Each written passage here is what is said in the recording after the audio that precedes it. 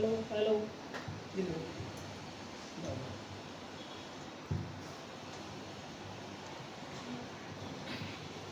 सबसे पहले माँ शारदे को नमन, इस मंच को नमन, इस अवसर को नमन और नमन यहाँ उपस्थित आप सभी आदरणीय साहित्यकारों को। मैं अपना परिचय कुछ इस कदर देना चाहूँगी कि जिन्हें खुद को आजमाने की तलब है वो मौसम का हाल नहीं पूछते, जिन्हें खुद को आजमाने की तलब है वो मौसम का हाल नहीं पूछते।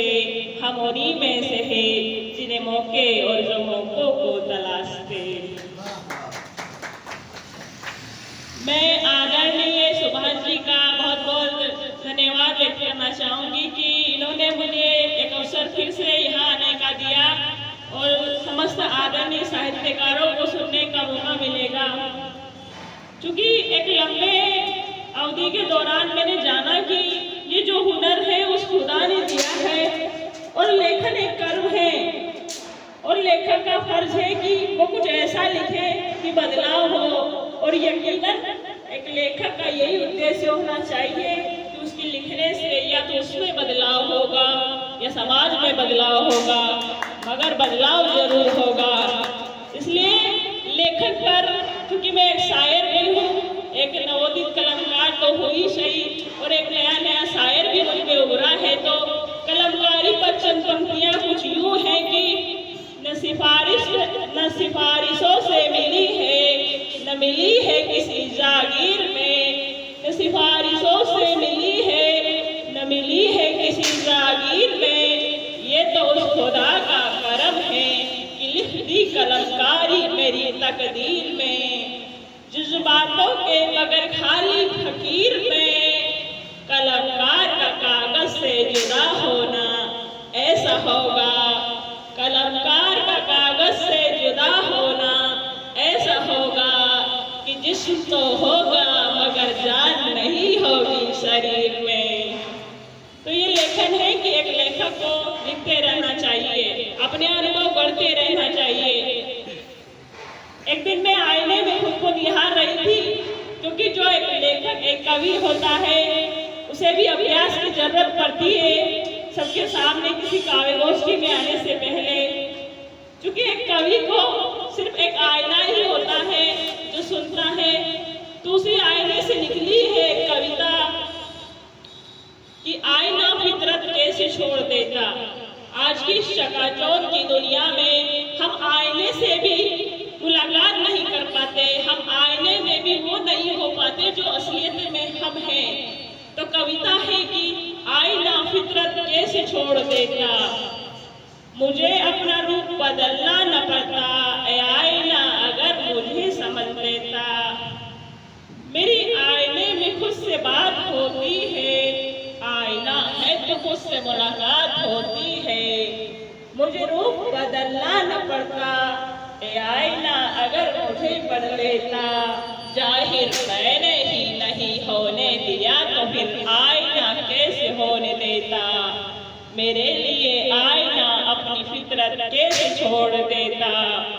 टूटा हुआ आईना भी मुझ बिखरे हुए इंसान को बुरा ही बताता है। मैंने भेद करना जमाने से सीखा है, मेरे कम या ज्यादा होने का फर्क आईने को नहीं पड़ता।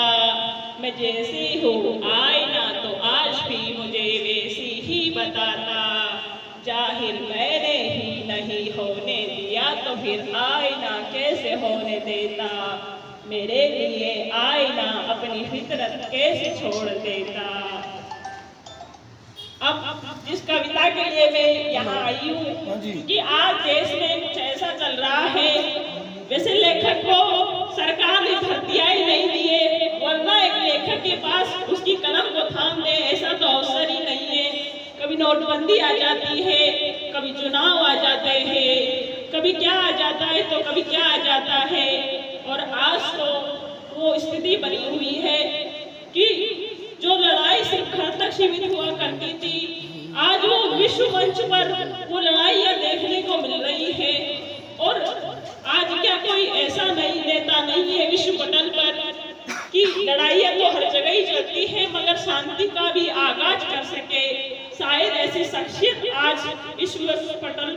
ऐसी शख्सियत की जरूरत है।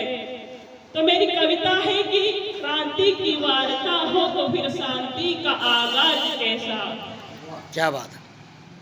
निज वर्चस्व है, निज स्वार्थ है, न संवाद है न सुकून सा। निज वर्चस्व है, निज स्वार्थ है, न संवाद है न सुकून सा। क्रांति की वार्ता हो तो फिर शांति का आगाज कैसा। दर दर हुए जर्जर हुए बेघर वो कौन इंसान। चिंगारी को हवा मिली, धुएं से भर उठा है आसमान।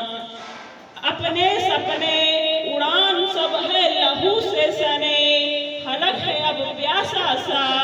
क्रांति की वार्ता हो तो शांति का आगाज कैसा।